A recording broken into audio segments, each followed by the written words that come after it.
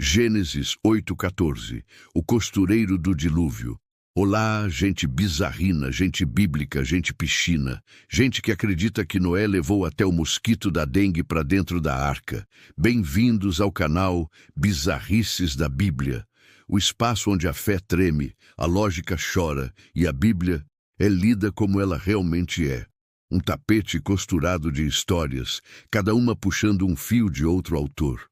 E hoje nós vamos costurar juntos o Gênesis 8,14, o verso que marca o fim do dilúvio. Mas calma. O que parece o final feliz da enchente divina é, na verdade, a ponta solta de um remendo literário. Segundo Oswaldo Luiz Ribeiro, estamos diante de uma verdadeira oficina de costura teológica. 6 mãos mexeram no texto, mas aqui, em Gênesis 8,14, 2 delas se destacam: o costureiro e o cronometrista. Então segura firme a tábua da arca e vem comigo, porque hoje a gente vai ver como o dilúvio virou uma colcha de retalhos feita à mão. Bloco 1.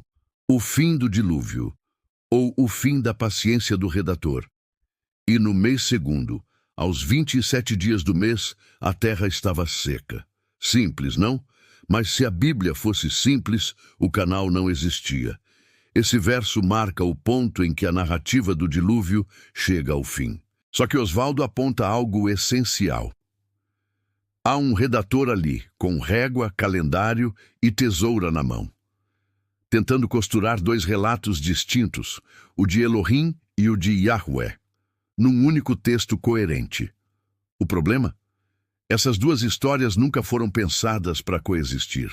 Na narrativa de Elohim, o dilúvio é uma história autônoma, sem tempo nem data. É um mito ritualístico, uma alegoria da destruição de Judá, do colapso nacional e da esperança de recomeço. Na de Yahweh, idem, outra versão da mesma tragédia nacional, contada por outro grupo de escribas. Só que aí entra o costureiro, aquele redator metido a cronista imperial, e decide transformar a alegoria em cronologia. Ele pega as 2 histórias e tenta amarrar os dias, os meses, os números. De repente, o que era símbolo vira planilha. O dilúvio dura 40 dias, 150 dias, 1 ano e 57 dias. Tudo ao mesmo tempo, porque o sujeito tenta enfiar tudo no mesmo calendário. É o momento em que o mito perde a poesia e ganha carimbo de cartório. A água já baixou, mas a maré de confusão sobe, e o redator, com medo de perder o fio da meada, começa a costurar um Frankenstein teológico. Bloco 2. O costureiro e o cronometrista. Os remendos sagrados. Segundo Oswaldo, das 6 principais mãos que mexeram na narrativa de Gênesis, 2 aparecem claramente aqui. A mão do cronometrista, que inventa um tempo histórico para o que nunca teve tempo, e a mão do costureiro, que junta textos desconexos como quem prega botão em pano molhado. Essas 2 figuras representam o esforço artificial de transformar uma coleção de mitos locais em história universal, mas universal só dentro do Império Persa, onde judeus mesopotâmicos e norte-africanos precisavam ter uma origem em comum para justificar sua convivência política.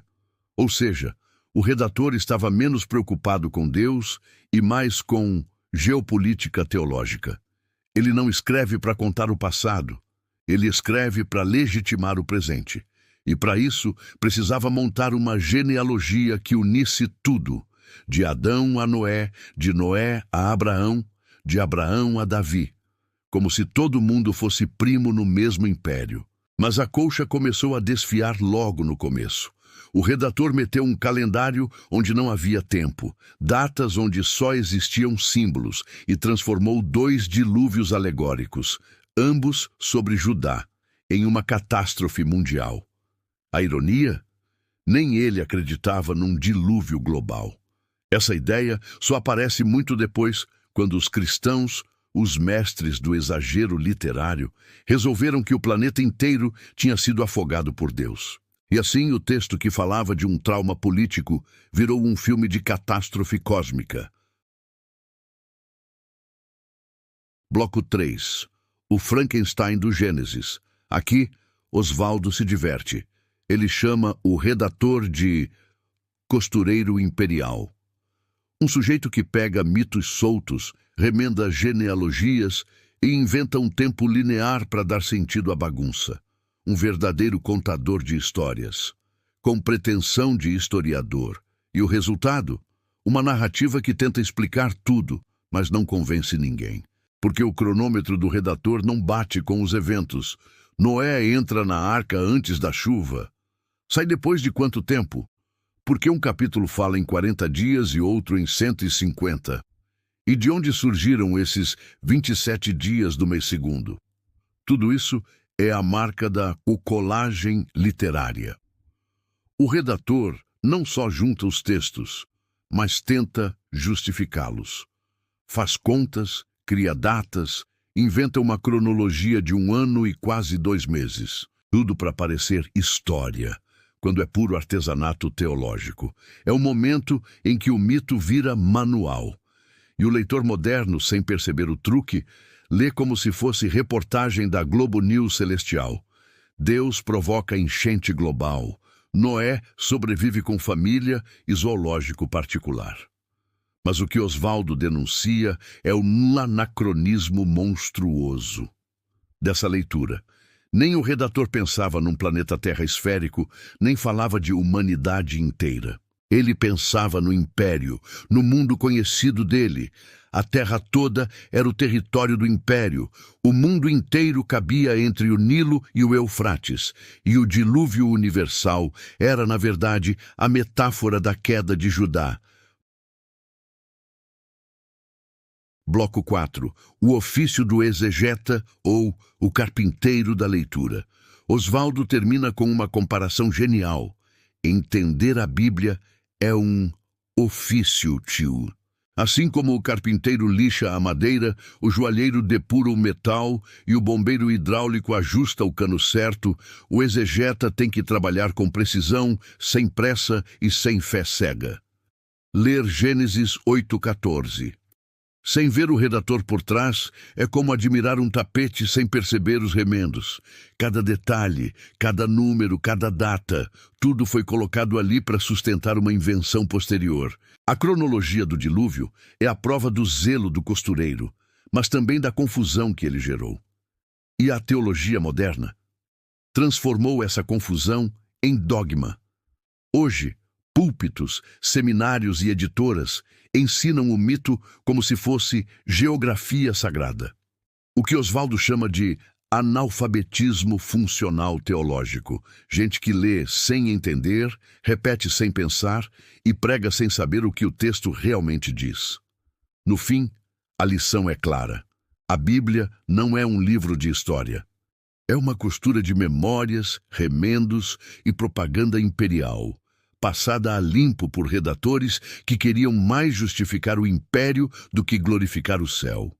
Então, se você leu o Gênesis achando que o dilúvio foi uma enchente planetária, parabéns, você foi afogado pelo redator, não por Deus. E aí, gente bizarra, deu para ver o tamanho do remendo? Se gostou da análise, deixa o like, comenta aqui embaixo e compartilha com aquele amigo que ainda acha que Noé teve que caçar cangurus na Austrália. Ah, e se quiser continuar mergulhando nas loucuras da Bíblia com a gente, se inscreve no canal Bizarrices da Bíblia e ativa o sino, porque aqui a fé não afoga, mas o texto sempre transborda. Até o próximo episódio e que o costureiro do dilúvio não costure a sua leitura também.